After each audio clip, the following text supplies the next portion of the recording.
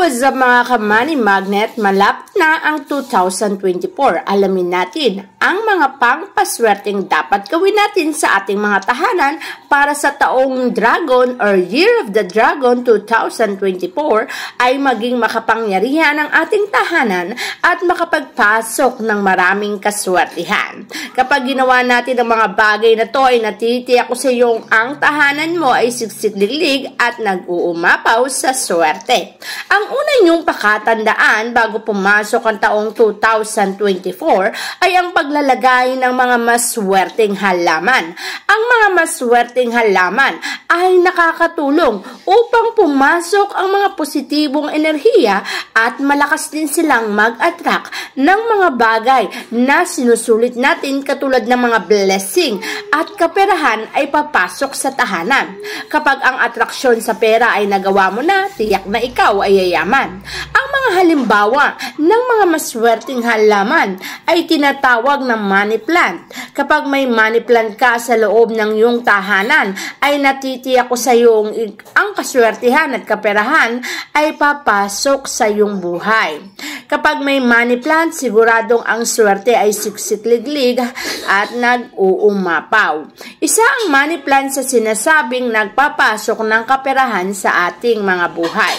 Kapag meron kang money plant, tiyak ko sa iyong ang buhay mo ay sasagana. Ang buhay mo ay talaga namang siksik-liglig at nag-uumapaw ang swerteng papasok sa iyong buhay. Kaya nga sinabing money plant. Money ang ipinapasok sa tahanan. Isa ring maswerteng halaman ang snake plant. Ang snake plant ay bibihira lamang mamulaklak. Ngunit kapag ang snake plant na yan ay namulaklak, agaran mo itong kunin at gawin mo itong anting-anting. Sa palagay mo ba kapag ang bulaklak ng snake plant na yan ay inilagay mo sa pulang tela at isinama mo saan ka man magtungo, natitiyak ko sa iyong ang mga transaksyon mo ay magiging matagumpay at magiging successful. Ganyan ang nagagawa ng snake plant sa ating mga buhay. Ang kaswertihan ay papasok ng tuloy-tuloy sa tahanan. Siyempre, hindi mawawala ang mga palm tree sa harapan ng ating bahay. Habang lumalago ang palm tree na yan, lumalago din ang negosyong itinatayo mo sa iyong tahanan o maging sa labas ng iyong bahay. Kapag may palm tree ka, ito'y malakas makapag-attract ng business na tutuloy-tuloy at magiging successful. Swerte siya sa negosyo sa kahit anong uri ng trabaho, negosyo, career success ang ibinibigay ng palm tree sa buhay mo. Kaya naman kung ikaw ay isang taong mahilig din naman magnegosyo, maglagay ka na nito sa harapan ng tahanan mo. Siyempre sa loob ng bahay, huwag mo rin kakalimutan na punuin ang mga lalagyanan ng asukal at asin, pati na rin ang lalagyanan mo ng mga bigas. Ang mga bagay na to kapag punong-puno sa tahanan mo ay natitiyak ko sa iyong ang blessing at kasaganahan ay nag-uumapaw din. Huwag kang magpapasaid o magpapaubos ng mga bagay na to para hindi rin masaid at maubusan ang buhay mo. Kung nagnanais ka ng kaswertihan ang pumasok sa iyong tahanan, tiyakin mo lamang na ang lahat ng lalagyanan ay siksik-liglig para sa ganon ang blessing sa buhay mo ay maging siksik-liglig at nag-uumapaw din.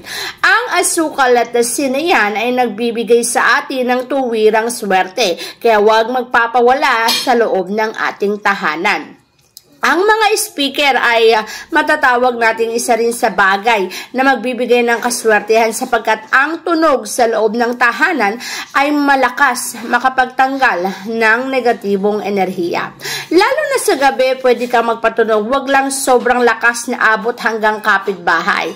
Yung pagpapatunog ay tama lamang para maalis ang mga negatibong enerhiya. Kapag kasi ang isang tahanan ay walang tao, tahimik at payapa, namamahay ang maraming negatibong enerhiya. At kapag dumami ang negatibong enerhiya, mas mahihirapan kang magtagumpay sa buhay, magiging mabigat ang dala nito sa iyong tahanan.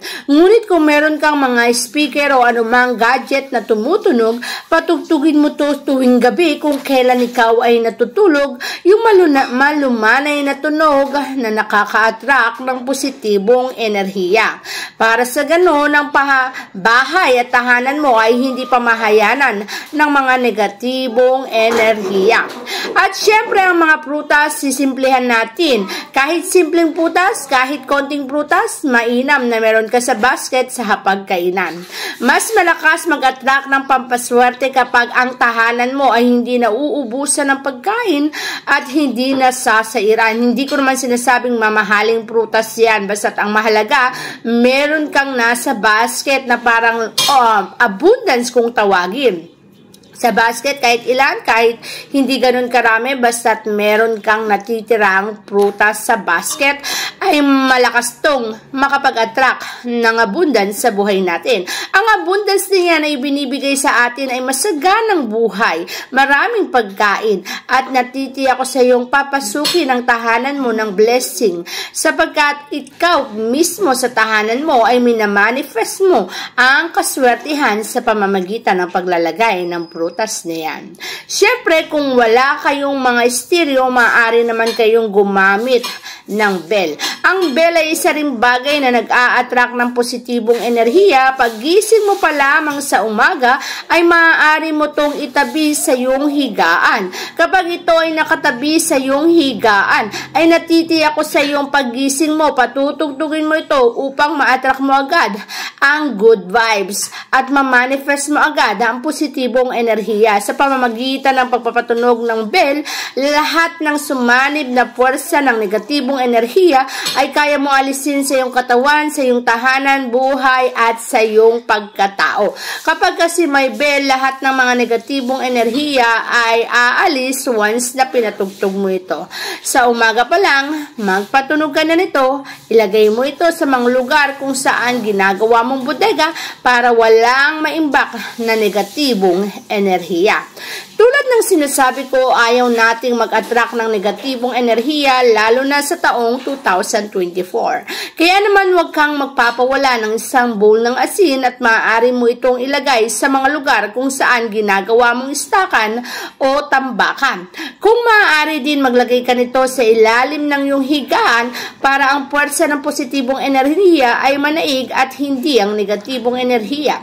Ang asin kasi ay magsisip-sip ng mga negatibong enerhiya upang ang papapasukin lamang niya ay positibong enerhiya sa iyong tahanan, sa iyong buhay, upang ang buhay at kapalaran ay swertihin at ikaw ay magiging mayaman at siksikliglig at nag-uumapaw ang swerteng mapapa sa iyong buhay sapagkat ikaw ay nagnanais na magandang buhay. Gawin ang mga pangpaswerteng ito para ang 2024 mo ay maging siksikliglig at nag-uumapaw sa kaswertihan.